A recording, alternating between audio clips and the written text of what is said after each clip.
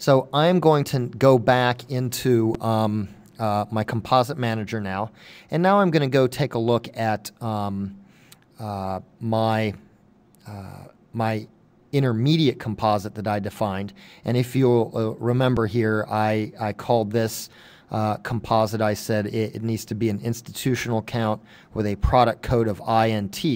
But here again, when you're defining these composites, you can say, you know, it's got to exclude, it can only be tax-exempt accounts. Okay, so what you can do is you can place all types of restrictions on your composite here based upon those attribute codes that we discussed a couple of minutes ago.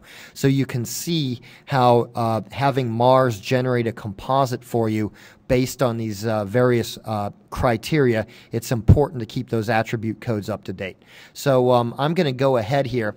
I have created composite summaries for the first 12 periods of 2006. So I've got 24 more periods that I want to create.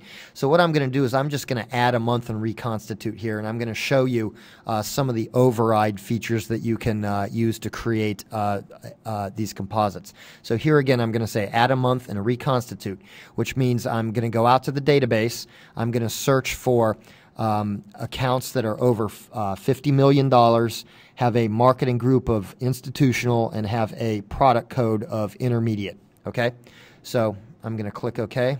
I'm going to be creating a composite for 2007-01. Continue. Yep.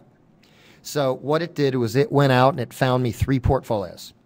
Okay, so we'll notice here that all 3 portfolios have a market value, an ending market value, and a beginning market value of greater than $50 million.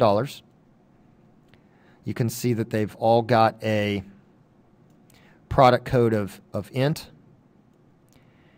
And you can see that they have all passed the eligibility requirement of being invested for a whole period. And you can see here that none of them were excluded due to cash flow reasons. Okay? Now, let me show you what else we can do here.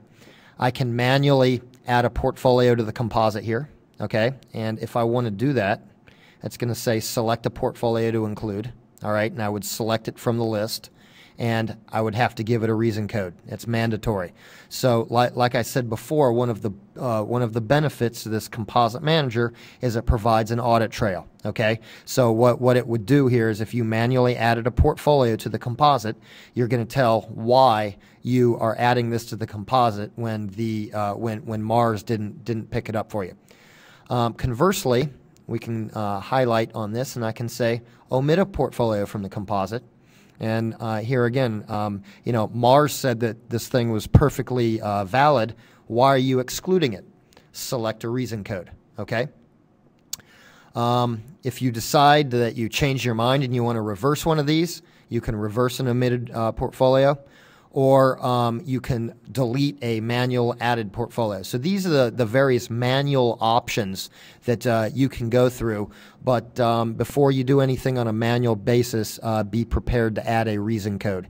And like I said, this was developed in part due to my relationship with Beacon Verification Services. And over the years, I've learned quite a bit about composite management and what verifiers are looking for in the way of an audit trail. So when it was time to build a brand new composite manager for Mars, this is how I built it. So anyway, I'm just going to go ahead and I'm going to accept these 3 accounts. I'm going to click the create composite for this period, and I'm going to say yes, and it says, yep, it was created. So here's my composite summary for the period.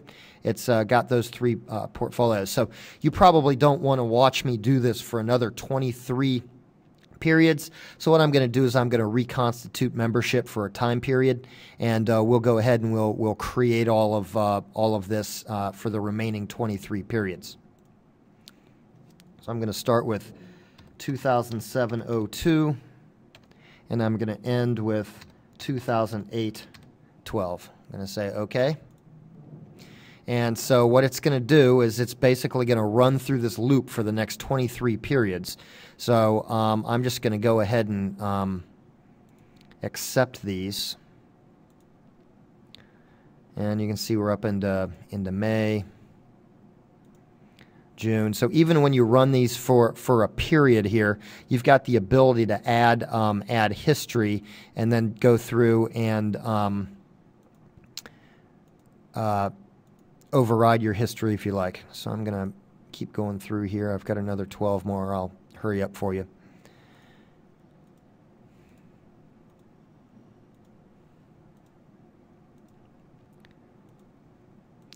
Now, as this finishes up, I've noticed a couple of omit flags all automatically being generated, and I want to go and drill into a couple of those periods that where the omit flag was generated, and I want to show you why. Okay, so basically this went through and this created my composite for all 23 periods. Now let's go back here historically and let's take a look at this portfolio, this period count. You see, going back here, we had 3, 3, 3, 3, 3, and then it dropped to 2. I'm going to drill down into here, and it looks to me like one of the portfolios didn't come in due to an AUM restriction. Okay. Again.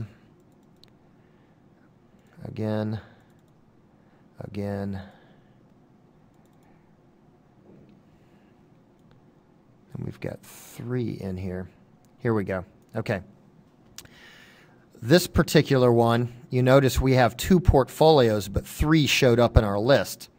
And one of these was excluded because of a $20 million cash flow. Okay, so if an account starts with 44 million and you add 20 million to it, that well exceeds our 10% threshold.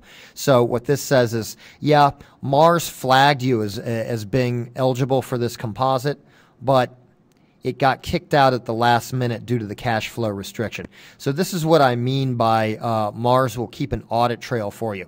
So if I go ahead and I print this composite membership drill down, it's only going to show the two accounts that are actually in the composite construction or in the returns calculated for the composite. But in this table, I'm going to show you 3 portfolios, and you're going to see here that this one is excluded due to cash flow reasons.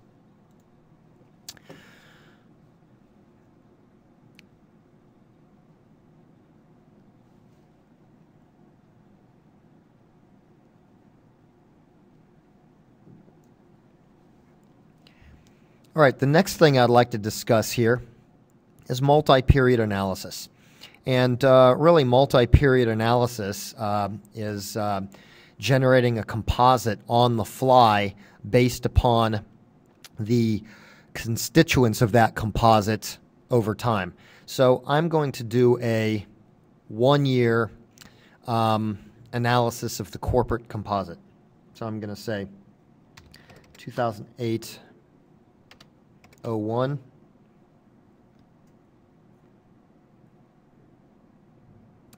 To 2008-12, and I just click the generate multi-period analysis.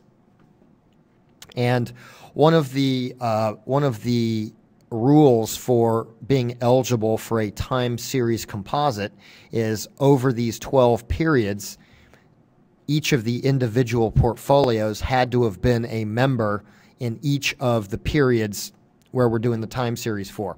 So there were 14 portfolios that met those requirements, and these are the constituents that met the requirements.